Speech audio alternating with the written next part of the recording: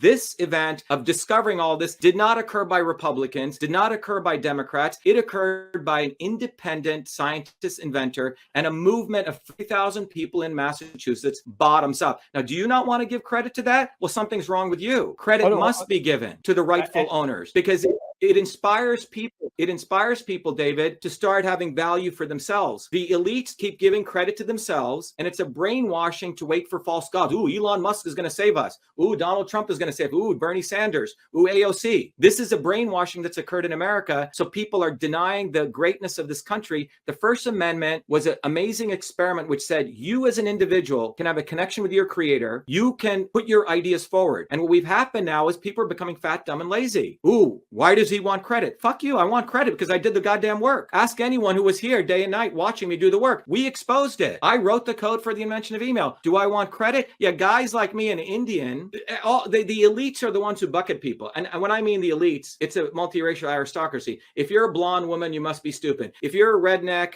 in the South, you must hate all white people, right? If you're an Indian, you must be move your head left to right and speak lowly and be Apu running a restaurant. They've created all these themes. The problem is I'm not a good Indian. That's what really bothers you. I also want to let people know that we invite everyone to come to an orientation. Every Thursdays at 11 a.m. and 8 p.m. I host an open house. Lots of great people show up. You have a lot of chance to meet people from all over the world. Every Thursdays we do a open house. Anyone's invited. You can just RSVP at vashiva.com/orientation. We have people all over the world come in and we discuss how we actually build a movement to end the nonsense that's going on. If you think, oh my God, the world's going to hell, I'm so confused, you'll get very inspired at seeing there's a lot of people who are coming to our movement for truth, freedom, and health. Please join us there. So I ask people who have a problem with me asking for credit, reflect on whether your own sense of racism that you may have. And when I mean racism, a segregation of about how people are supposed to behave. You will not find many Indians being vocal as I am. You'll find Deepak Chopra talking like this. Okay, meditate on your Kundalini. That's all right. Or a guy with a turban. I'm sorry, I'm not a fucking good Indian, and that bothers people. And people need to get over their own prejudices. I will demand credit because a credit is not only to me, but to those hardworking people in Massachusetts who did win an election. It was stolen, and a guy worked his ass off to expose this, and we didn't get one fucking penny. All these grifters right now in Washington are attacking Twitter, and they're all doing these little theatrics, and they're all going to ask you for your donations. Where the fuck were these people, David, in 2020? Nowhere to be found. And that's what the real issue is. The real issue comes down to that the United States, 4% of the global population has something called the First Amendment. No one else has it. And Americans are forgetting this very noble service that they're supposed to do. And maybe because I'm still an immigrant, came here at 7, I value this country more than people who have lost the value of these things. Yeah, damn right, fucking right, I want credit. Because a credit goes to people like me who come bottoms up. Not the Kennedys, not the Faucis, not the Trumps, not people like Bernie Sanders who's never held a job. It should go back to everyday hard fucking working people. And if people have a problem giving credit to yourselves, then you need to have some self-respect and dignity for yourselves because you've lost it. Elon Musk, I'm sorry, where Elon Musk ends and where government begins, nobody knows. I put 20 tweets out there. Elon, are you going to take down the backdoor portal to Twitter? Silence, silence, silence. SpaceX, $5.7 billion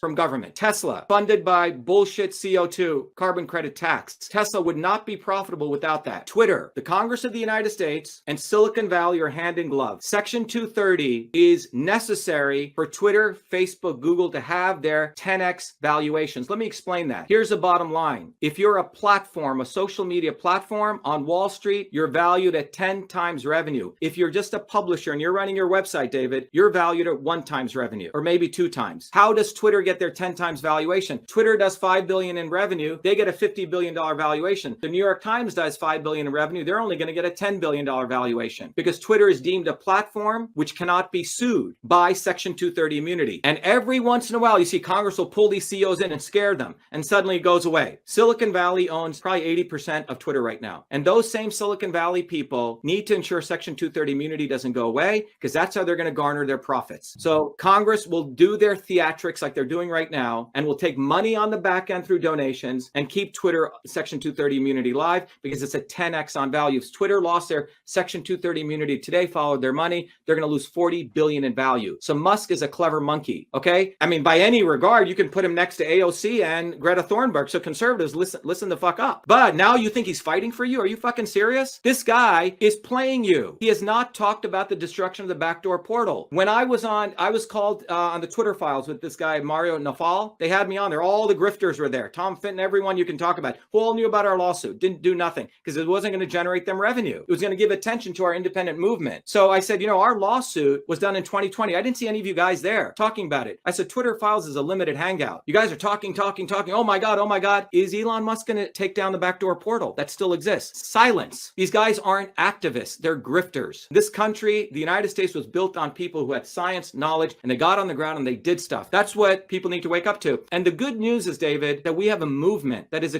historically what's happened in the arc of American history or world history is that people come up bottoms up, everyday people who want their credit for work they do. And as they build these movements, the elites snuff them out.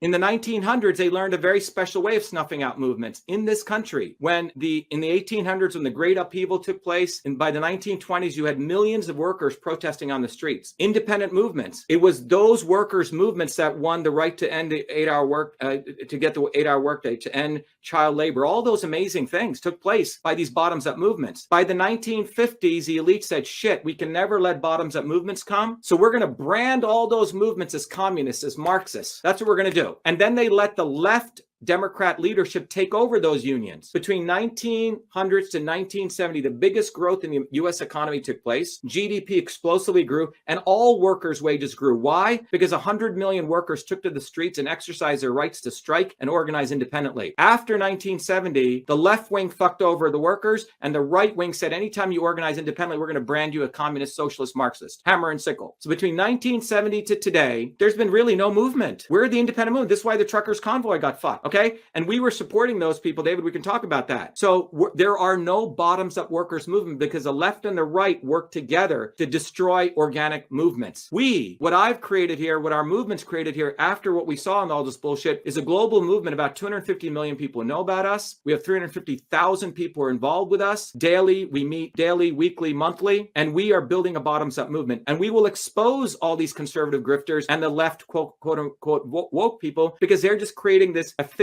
dialectic of bullshit. They delay truth. They do limited hangouts. Why didn't they do this in 2020? Very simply, because if they'd done it in 2020, Tucker Carlson could have had an effect. And on that same day, on October 30th, 2020, Tucker also said, we should start going light on Hunter Biden. Go read it. It's out there. So they have a process among the elites. Okay, we're going to release some of the news now. They probably tell the guy, look, I got to put this shit out there, but don't worry. At a certain point, I'm going to say, we've done enough on you. Okay. So they take a hit and then you move on. It's called a limited hangout. It is a technique that they've mastered. And that is what we want to teach people, David. We want to teach everyday people. They've gotten this down to a systemic process of manipulation. And the end goal of it is that you as an individual do not have self-respect for yourselves and do not cohesively work with your neighbors and build a bottoms-up movement. Because that is the only thing that is ever shown in history to win anything.